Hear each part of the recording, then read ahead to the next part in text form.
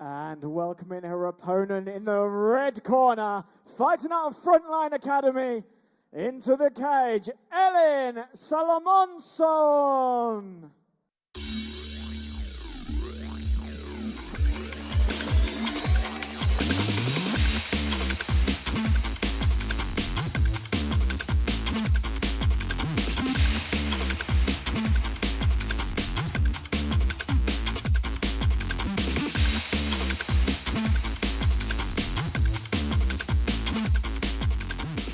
Academy Southeast, BCMMA 20, Steve Cook Abbott alongside Nick Albert. And you might get tired of my voice, but you're not going to get tired of the action tonight as we have 35 contests for you. Nick, first two in the cage, we've got Marie Loiseau in the blue corner, the braided hair, the Venom trunks, and she's taking on Elin Salomonsson, fighting out of the Frontline Academy. Two European amateurs. Both making their debuts, so this should be an interesting first round as they get a feel out of what it's like to be inside the cage and what it's like to really get hit. Then the French girl, Marie Loiseau, landing the more telling shot, but a nice little ankle pick there from Elin. Oh, rolls into it. Looks like it's deep. Those amateur gloves, it's tough because there's so much distance that you can put in between them as you're trying to lock that in. Marie got to be careful here not to burn the ends, burn her arms out then. Yeah. She's going to a body lock. Try to. Oh, she's lost it now. Yeah. But again, a nice high guard straight away. No, she's doing the smart thing, though. She's controlling the posture. She's controlling that arm.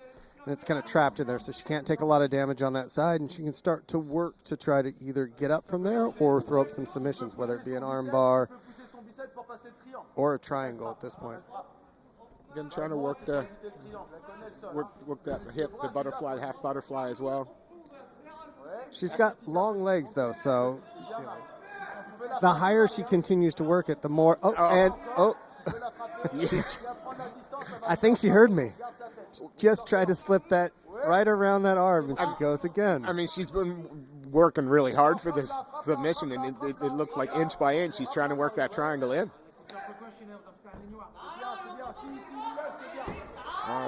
Elin was smart, though. She kept her hips high so she couldn't get trapped, and then was able to step through. Now she's got the back with both hooks in. Both hooks in and rolls her opponent now. I can't see if she's under the chin or not yet. No, she's still up under the arm. Marie's doing a good job of trying to keep that neck protected, keeping a hold of that arm, taking a little bit of pitter-patters to the face, but nothing too major. I like the fact that Elin's staying busy looking to try and soften up Marie, though. Yeah, I mean, she's smart. She's looking for her to react so she can slip that arm straight under the chin, but it's always tough when you're in this situation because if you're locked in around the body where she's at, you've got to start to slide it up over that shoulder. That's a nice tight body triangle as well she's got there. Now she's just squeezing for all it's worth. Only a few seconds left. And there it is. She survives the round. Oh. A little bit of everything in that first round. Well, it was interesting because Marie came out, she caught that kick, took the takedown, but she ended up getting swept. Played a little bit of high guard, and then the reversal took place. But it'll be interesting to see what Elgin does in the second. If she tries to throw that kick again, Marie will probably be looking for it to grab it. And when you have a debuting amateur in there, the greatest thing you can do is have them make it through that first round because it's that baptism by fire. So they're able to get hit a few times, kind of get the cobwebs out, and hopefully you don't have that adrenaline dump. And they're ready to kind of go into it. You know, once you've got a round like that out of the way, and that was a tight round. I think I mean, you probably could take go the with- red corner at the end Yeah. for the control, but neither fighter taking a lot of damage. And here we go for round 2.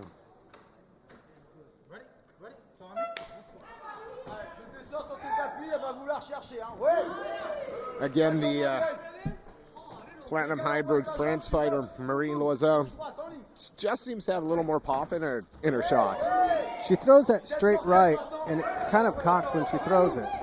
Like, it's sitting away. Ooh. Elgin just took one to the chin and just kept walking forward. Toes to the chin, didn't get the body of the foot there, but again, Elin just no expression change whatsoever. No, she just keeps walking forward. She gets punched.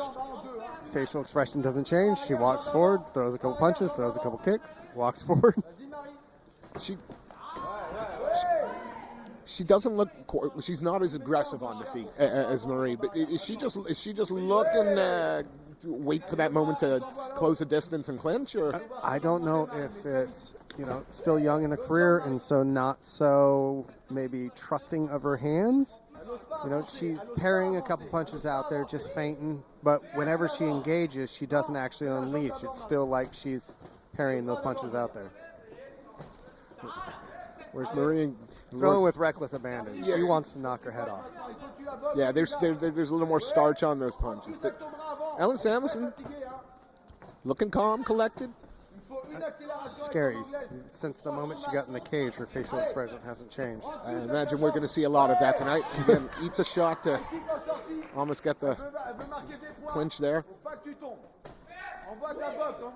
So whereas the first round, when it went to the floor, Elin started to show a little bit of dominance. While it stays on the feet, I think the round is slowly going the other way. Yeah, I think Marie's got the better footwork and the crisper hands.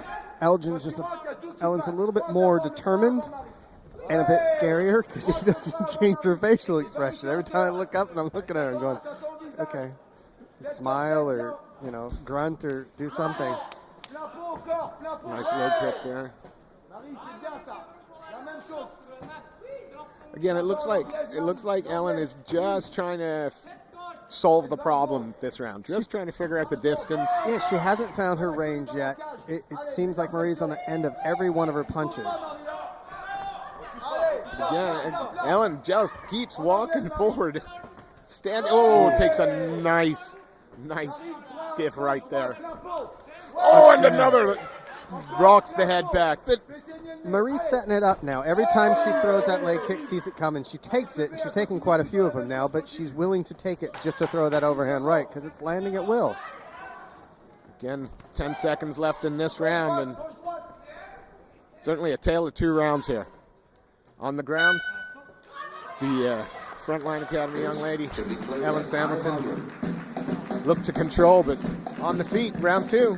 See, it's weird now because if I'm in either one of her corners, I want to be honest with them and tell them it's 1-1. Just, this is where we're at. So if you want to win this fight, you need to go out and win it in this one. Don't coast it. Make sure you stay aggressive. If I'm in Marie's corner, I'm saying keep it on the feet. You can dominate. Throw that right every time she throws that leg kick, but finish up with that left. On Elgin's corner, I'm telling her you need to dip your head when you throw that leg kick because you're getting hit square with that right every single time you throw it. Salomonsson have to make this a little bit uglier, try and maybe close the distance, get it up against the cage, take it to the mat, or? I might rush her because she's had a little bit of success in the second round when she pushed the pressure when she came towards us. So maybe just be a little bit more aggressive, rush it, and she might be able to get that takedown. She was dominant from top once she got control.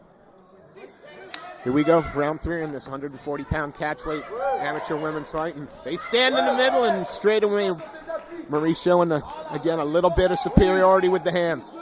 And again, every single time Elin's throwing that outside leg kick, she's taking that right down the gullet. She needs to put her head on a swivel. She's going to continue to get rocked every time she throws that kick. Well, we say rocked, her head gets snapped back, and then she just decides I'm going to take 3 more steps forward and swing. Yeah, I don't know. She might be ready for the zombie apocalypse at this point.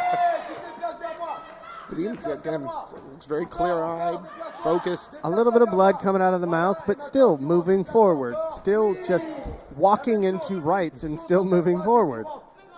Now, if you're Marie, does this ever become disconcerting, or as long as you're teeing off, doesn't matter? It's a weird thing, because, you know, it's like back in the day fighting the Hawaiians. You'd hit them, and they'd keep walking forward. And it's a bit scary, I'm not going to lie. If you hit them as hard as you can and they don't back up, it starts to get a bit unnerving. Almost shades of Schreiber Hughes. And just to take a shot and keep coming forward.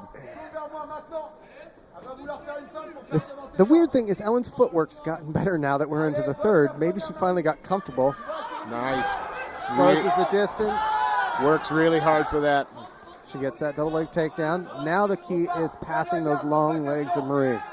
That was the issue partially through the first. If she can get past, she's going to go with a knee pass. She's inside. Got to side control. That was good work there by Salomonsson. Now, Marie's got to be smart and not give up her back like she did. She turtled up in the first and gave up her back, and that's why she ended up, you know, fighting her neck the entire time. Elin staying busy again, trying to step over there. She's trying to go knee on belly to go to mount, but Elin trying really hard to get that mountain. oh, she gets the mount and both hooks in. Marie working very hard now, trying to. It's turtle ground again. It's a very smothering, looking for the arm pass. She's really fighting for the arm bar, and I don't know why she wouldn't just.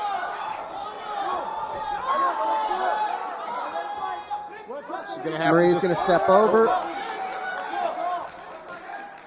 She's got to fight the hands and try to get past those hips. Trying to work really hard to fill that arm. 10 seconds left. Is she going to survive another round without tapping? Looks like she's slowly inching her elbow out, but Elin holding on for like a Rottweiler there, refusing to let go. Beautiful. All right, ladies and gentlemen, after 3 hard-fought rounds, we have your winner via majority decision. In the blue corner, Marie Loiseau.